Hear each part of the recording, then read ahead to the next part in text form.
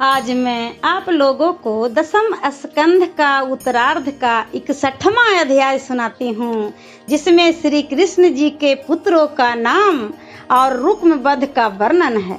श्री सुखदेव जी बोले, श्री कृष्ण के यहाँ प्रत्येक रानी के 10-10 पुत्र हुए, जो किसी बात में उनसे कम न थे।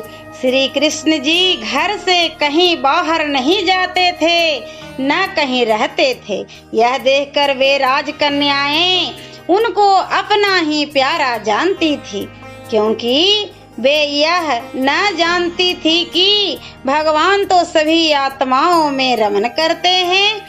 उनका सुंदर कमल कोश के समान मुख, विशाल बाहु, विस्तीर्ण नेत्र, प्रेममय हास्य रस के साथ चितवन और मन को हरण करने वाली वाणी से मोहित हो स्त्रियां अपने अनेक प्रकार के विलास करके भी भगवान को मोहित न कर सकी।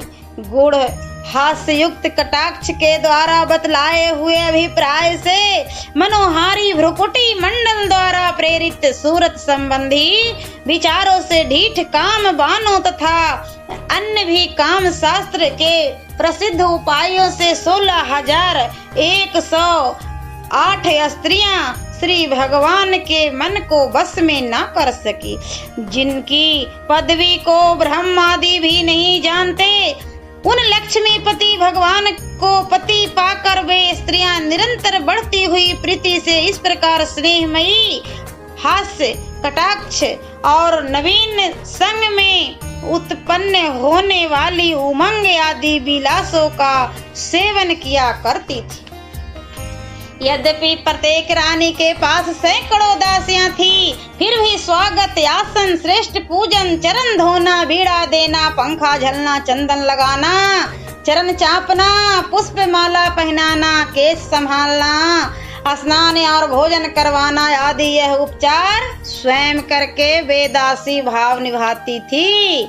उनसे पहले कही हुई 8 पटरानियां में प्रद्युम्न आदि पुत्रों के नाम मैं तुमसे कहता हूँ। श्री कृष्ण जी के यहाँ रुक्मणी से प्रद्युम्न, चारुदेशन, पराक्रमी चारुदेश, सुचारु, चारुगुप्त, भद्रचारु, विचारु और चारु आदि 10 पुत्र हुए। और सत्यभामा से भानु, सुभानु, स्वभानु, प्रभानु, भानुमान, चंद्रभानु, बृहद्भानु, 8वां अतिभानु, श्री भानु, प्रतिभानु यह पुत्र सत्यभामा जी से हुए। सांब, सुमित्र, पुरुजित, सत्यजित, सहस्त्रजित, विजय, चित्रकेतु, वासुमान, द्रविण, क्रतु से यह सांब से आदि लेकर श्री कृष्ण के समान ही गुण वाले 10 पुत्र जामवंती से हुए। वीरचंद्र, अश्वसेन, चित्र, वेगवान, वृषयाम, अंकु, शोभमान, वसु, कुंती ये 10 नागन्य जिति के पुत्र हुए। श्रुत, कवि, वृष, वीर, सुबाहु, एकल, शांतिदर्श, पूर्णमास, सबसे छोटा सोमक यह पुत्र कालिंद जी से हुए। प्रघोष, गात्रवान, सिंह, बल, प्रबल, उद्वर्ग, महाशक्ति, सह, ओज, अपराजित यह पुत्र माद्री से हुए। वृक, हर्ष, अनिल, गृध्र, दर्शन, अनाद, महास, पावन, व्रीहि, क्षुधि ये पुत्र मित्रविंदा के हुए। संग्राम, जित, वृत्तसेन, सुर, प्रहरन, अरिजित, जय, सुभद्र, आम, आयु, सत्यक ये पुत्र भद्रा के हुए। भगवान बलदेव जी की रोहिणी नाम की पत्नी से दीप्ति, भानु, ताम्र, तप्त आदि पुत्र हुए। प्रद्युम्न द्वारा रुक्मवती नाम की स्त्री से अनिरुद्ध नामक बलवान पुत्र हुआ। हे राजन, यह रुक्मवती रुक्म की कन्या थी, भोज कटक नगर में प्रद्युम्न से ब्याही गई थी। इनके पुत्र और पौत्र मिलाकर करोड़ों थे। श्री कृष्ण जी के पुत्रों की माता 16,108 थी। परीक्षित बोले, हे ब्राह्मण, रुक्म ने अपने शत्रु के पुत्र को अपनी कन्या कैसे दी? इन दो शत्रुओं में विवाह संबंध कैसे हो गया? क्योंकि रुक्म तो श्री कृष्ण से हार कर उनके मारने की घात लगा रखा था। इस चरित्र को आप मुझसे कहिए। श्री रुक्मणी जी का भाव आपसे छिपा न होगा, क्योंकि योगी पुरुष तो भूत भविष्य इंद्रियों के अगम दूर या छिपी हुई बात को भी भली प्रकार जानते हैं। श्री सुखदेव जी बोले, उस रुक्मवती ने अपने आप ही साक्षात कामदेव की मूर्ति प्रद्युम्न को स्वयंवर में वरण कर लिया था। तब प्रद्युम्न जी अकेले ही एक रथ रखते हुए भी युद्ध में एकत्र हुए राजाओं को जीतकर उसे हार लाए थे। यद्यपि भगवान ने जो रुक्म का अपमान किया था वह उसे याद था, फिर भी अपनी बहन को प्रसन्न करने के लिए उसे अपने भांजे प्रद्युम्न को अपनी कन्या दे दी। हे राजन, विशाल नयनों तथा सुंदर बुद्धिमती रुक्मणी की चारु सती नाम की कन्या के साथ बलवान कीर्तिवर्मा के पुत्र का विवाह हुआ। यद्यपि रुक्म वैर रखता था, यह भी जानता था कि शत्रु के साथ विवाह संबंध करना अयोग्य है, फिर भी स्नेह बंधन में बंधकर अपनी बहन को प्रसन्न करने के लिए श्री कृष्ण जी के पौत्र अपने दौहित्र अनिरुद्ध को अपनी पौत्री रोचना नाम की कन्या ब्याह दी। हे राजन, उन अनिरुद्ध के विवाहोत्सव में रुक्मणी, बलदेव जी, श्री कृष्ण, सांब, प्रद्युम्न आदि सभी यादव भोज कट नगर में बाराती बनकर गए थे। जब विवाह हो चुका तब कलिंग आदि देशों के अभिमानी राजाओं ने रुक्म से कहा, हे रुक्म, तुम बलदेव को धूर्त में जीत लो। हे राजन, यद्यपि वह जुआ खेलना नहीं जानते नहीं, फिर भी इनको बड़ा व्यसन है। इस तरह कहने पर रुक्म बलदेव जी को बुलाकर उनके साथ जुआ खेलने लगा। बलदेव जी ने वहां कर्म पूर्वक 100,000 और 10,000 तक दाव लगा दिया, परंतु रुक्म ने उसे जीत लिया।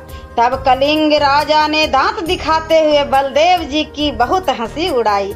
वह हंसी बलदेव जी को सहन न हुई। फिर रुक्म ने एक मुहरों पर दाव लगाया।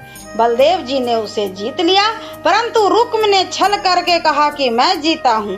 तब तो स्वभाव से ही रक्त नेत्र वाले बलदेव जी पूर्णमासी की समुद्र के भांति क्षुब्ध हो गए। उन्होंने 10 करोड़ का दाव लगा दिया। यद्यपि धर्म से उसे बलदेव जी ही जीतते थे, परंतु रुक्म ने फिर कपट के साथ कहा कि यह भी मैं ही जीता हूँ। इस विषय में ये सभासद भी कह सकते हैं। तब यह आकाशवाणी हुई कि धर्म पूर्वक तो यह दाव बलदेव जी जीते हैं, पर रुक्म असत्य बोल रहा है। दुष्ट राजाओं द्वारा सिखलाया हुआ वह रुक्म आकाशवाणी का भी अपमान करके बलदेव जी की हंसी उड़ाता हुआ काल की प्रेरणा से इस प्रकार कहने लगा, तुम पासा खेलना जानते ही नहीं, क्योंकि तुम तो वनवासी हो, गायें चराना जानते हो। पासों और बाणों से तुम्हारे दूसरे राजाओं ने उनकी हंसी उड़ाई। तब बलदेव जी अत्यंत क्रुद्ध होकर कहा, कैरी सगाई बैर न छाड़ो, हमसे फेर कलह तुम भाड़ो। मारो तो ही अरे अन्यायी, अब भले बुरा माने भौजाई। अब काहू की कान न करी हो, आजू परान कपटी के हारी हो। फिर तो उन्होंने क्रोध पूर्वक परिघ उठाकर उस मंगल सभा में रुक्म को मार डाला। कलिंग राजा को तत्काल ही 10वें कदम पर पकड़कर क्रोध पूर्वक उसके दांत तोड़ दिए, क्योंकि वह दांत दिखाकर हंसा था।